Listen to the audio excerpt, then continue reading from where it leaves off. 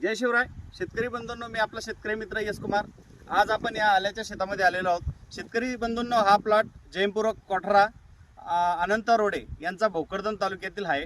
शेतकरी बंधूंनो, या शेतामध्ये आपल्याला आल्यानंतर हेच जाणवतं की कारण की आपण दुकानावरून बसून भांडे आणल्यापेक्षा शेतात गेल्यानंतर आपल्याला प्रत्यक्ष कळतं की त्या पिकामध्ये कोणत्या अन्नद्रव्याची गरज आहे। शेतकरी बंधूंनो, जर शेतकरी आपल्याला सांगतोय की पिवळा झाला प्लॉट वगैरे किंवा काय पिवळा स्पॉट दिसतंय, आपल्याला वाटतं एकतर बुरशी आली असेल किंवा काही ठिकाणी सड वगैरे सुरू झाली असेल किंवा कोणत्या तरी मायक्रोन्यूटनची डिफिशियन्सी असेल, आपण मिक्स मायक्रोन्यूटन देऊन टाकतो। पण या ठिकाणी आल्यानंतर आपल्याला जाणवतंय, या अद्रकीच्या शेतामध्ये तुम्ही असं बघू शकता की पान असं पांढरट पिवळसर झालेलं आहे। या पानामध्ये शेतकरी बंधूंना सरळ सरळ या अद्रकीला फेरस, ज्याला आपण मराठीत लोह म्हणतो, की या अन्नद्रव्याची खूप मोठ्या प्रमाणात कमतरता भासतीये। शेतकरी बंधूंनो, अद्रक आणि त्याला फेरस हे खूप मोठं त्यांचं नातं आहे। शेतकरी बंधूंनो, आले हे अद्रक हे कंदवर्गीय पीक असल्यामुळं गाठ बांधण्यासाठी किंवा कंद बांधण्यासाठी फेरस या अन्नद्रव्याची खूप मोठ्या प्रमाणात गरज भासते। त्यानंतर शेतकरी बंधूंनो, पानामध्ये क्लोरोफिल तयार होण्यासाठी अद्रक या पिकासाठी फेरसची खूप मोठ्या प्रमाणात गरज भासते।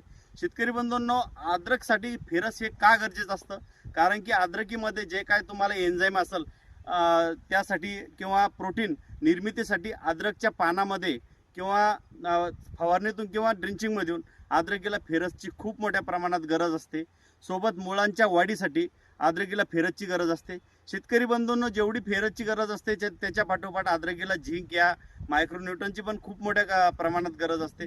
या अन्नद्रव्यामुळे अद्रकीचं कंद बनण्यासाठी, पानामध्ये हिरवेगारपणा राहण्यासाठी, जे काय एन्झाईम असेल एन्झाईमच्या निर्मितीसाठी अद्रकीला खूप मोठ्या प्रमाणात नेहमी फेरस या अन्नद्रव्याची गरज भासते। शेतकरी बंधूंनो, या शेतामध्ये तुम्ही पाहू शकता, पूर्ण शेतामध्ये तुम्हाला पिवळसरपणा दिसत असेल। जे काय नवीन पानं आले तर त्या पानामध्ये अजिबात क्लोरोफिल तयार झालेलं नाही, म्हणजे या अद्रकीच्या शेतामध्ये तुम्हाला सरळ जाणवतंय की फेरसची खूप मोठ्या प्रमाणात गरज आहे।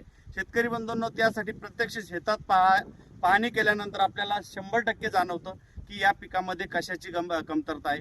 कारण की आपला शेतकरी आजही साधा भोळा अज्ञानी असल्यामुळं त्याला न समजता आपण प्रत्यक्ष पाहणी केल्यानंतर आपल्याला या ठिकाणी जाणवत आहे की फेरसची गरज आहे। शेतकरी बंधूंनो, मार्केटमध्ये तुम्ही फेरस घेत असताना तुम्हाला दोन प्रकारे चिलेटेड स्वरूपातील फेरस ही तुम्हाला उपलब्ध होतं, एक 12% आणि दुसरं 6%।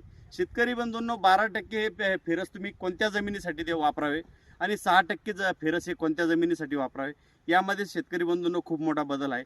कारण की जी जमीन चुनखड असेल किंवा ज्या जमिनीमध्ये क्षार जास्त असेल त्या जमिनीमध्ये तुम्हाला 12% हे फेरसच वापरावं लागेल, किंवा ज्या जमिनीचा pH सामू हा तुम्हाला 7.5% आत असेल, जी जमिनी आम्ली असेल